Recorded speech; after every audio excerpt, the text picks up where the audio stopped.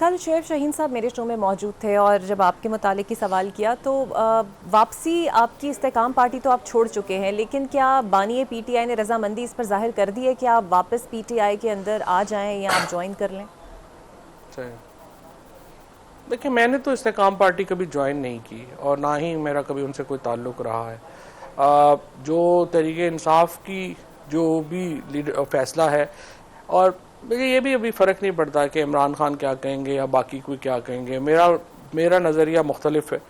मैं ये समझता हूँ कि अगर हम इस वक्त पाकिस्तान के अवाम जो हैं, अगर इमरान खान हारते हैं तो इसका मतलब है पाकिस्तान के अवाम हारते हैं। तो ये जो इस वक्त एक इतनी बड़ी तब्दीली, सोशल चेंज जो पाकिस्तान के अंदर आ चुकी है, इसमें हर शख्स को इमरान खान का साथ देना चाहिए।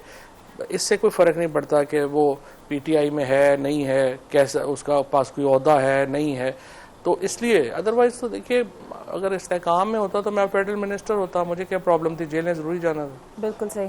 अच्छा, आज आपका नाम ईसीएल से निकल चुका है और आपके बकौल आप पर 40 एफआईआर्स जो हैं वो दर्ज थी। अब एक मैं देख रही थी सोशल मीडिया पर, जब भी कोई ख़बर आती है उस पर एक डिबेट भी होती है, तो बहुत सारे लोग ये कह रहे हैं कि यास्मीन राशिद हो गई, सरफराज चीमा हो गए, एजाज चौधरी हो गए, इन तो रहनुमा अभी भी जेल में है लेकिन उनको कोई रिलीफ नहीं मिला। तो क्या इस्टेब्लिशमेंट के लिए कोई आपके दिल में नरम गोशा है या कोई बैकडोर राब्ते हैं जो आपको रिलीफ मिल रहा है? हमें रिलीफ तो अदालतों से मिला है और 7 महीने बाद मिला है। फ़र्क यह है कि हमारे पे जो केसेस हैं वो बिल्कुल ही मज़ाक़ा ख़ेज़ किस्म के केसेस हैं, जिनका सर है ना पैर है। और जो इस वक्त में वो तो केसेस तो है यास्मीन बीबी पे, एजाज चौधरी साहब पे, इन पे भी मज़ाक़ा ख़ेज़ ही हैं और उनका जो है वो कोई सर पैर नहीं है। लेकिन हमारा तो, मेरे केसेस तो बिल्कुल ही फजूल थे। और जो अभी जो रिलीफ मिला है वो तो अदालतों से ही मिला है। और मैं देख रहा हूँ कि मैं तो लीगल स्ट्रेटजी से भी, सच्ची बात है, खुश नहीं हूँ, जो कि इवन तरीके इंसाफ की तो कोई है ही नहीं, इन लोगों के लिए भी कुछ नहीं है और इमरान खान के लिए भी कुछ नहीं है। तो ये तो जो एक लीगल स्ट्रेटजी बनाने की इम्पॉर्टेंट है और पार्टी को पीछे खड़े होने की ज़रूरत है।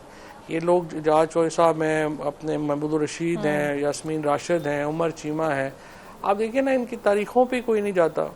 जब भी होते हैं, एक इंडिविजुअल एमपी है, मेरा पर्सनल ताल्लुक है तो मैं चला गया, कोई और किसी का ताल्लुक है तो चला गया, बट मैन हैसल पार्टी पीछे खड़ा होना चाहिए। जब उनकी तारीख हो, पूरी पार्लिमानी पार्टी पंजाब की उनकी तारीखों पे पहुंचे, वो क्यों नहीं पहुंच रहे?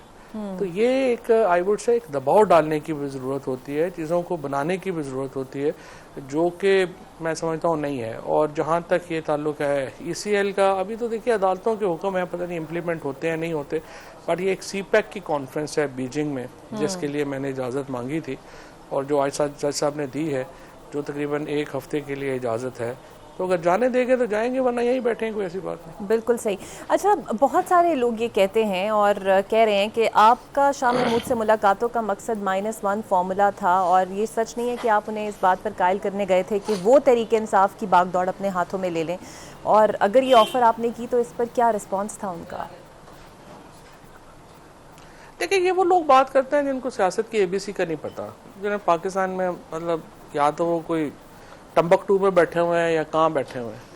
देखिए ना, वोट, पीटीआई का वोट जो है वो पीटीआई का तो वोट नहीं है ना, वो तो इमरान खान का वोट है।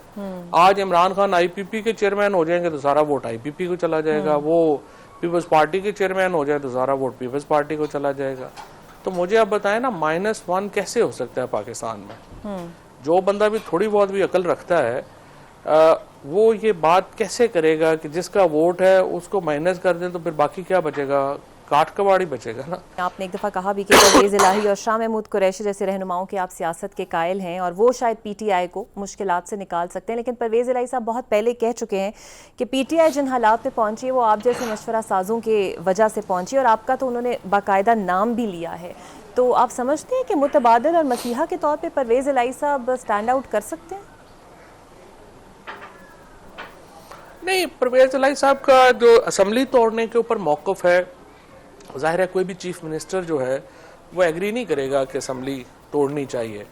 और मैं ये समझता हूँ कि हमारी जो असम्बलियाँ तोड़ने का फ़ैसला था, जो असम्बली से बाहर आने का फ़ैसला था, उन्हीं बड़े फ़ैसलों की वजह से तहरीक इंसाफ आज जो पॉपुलैरिटी और जिस मुकाम पे खड़ी है, ये इतने बड़े जो फैसले इमरान खान ने किए उनकी वजह से खड़ी है, क्योंकि अगर हम निज़ाम का हिस्सा होते तो आप देखिए ना, GB और कश्मीर जहाँ पे हम निज़ाम से नहीं निकले वहाँ पे हमारी पार्टी जो है वो किधर गई, वो सारी पार्टी जो है वो उधर चली गई, ख़त्म हो गई।